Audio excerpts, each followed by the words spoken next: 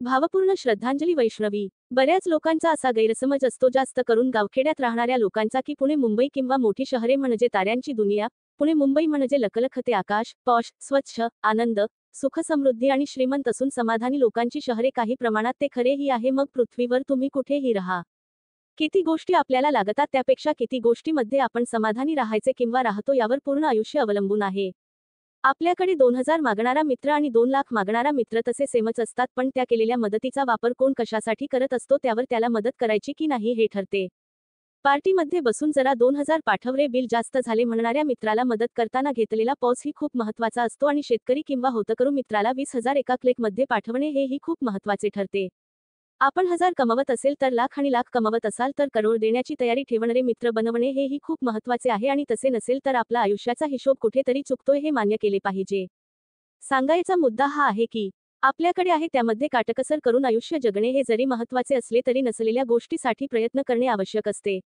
कालच एक क्लिप पाहिली की मिडल क्लास व्यक्ती फक्त त्याच्या शेजारच्याला किंवा मित्र नातेवाईकांना मी किती श्रीमंत किंवा मोठा आहे हे दाखवण्यासाठी कर्जबाजारी बनतो. काही प्रमाणात खरेही असेल, पण फक्त मिडल क्लासचं नाही तर प्रत्येक व्यक्ती साधारण 95% तरी हेच करत असतात.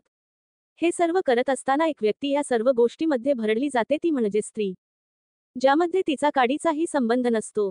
निघेल तेवढे प्रेमाने, नाही दिले तर ओरबडून, आणि मग त्यासाठी कोणत्याही थराला जाणाऱ्या औलादीही आपल्याकडे कमी नाहीत.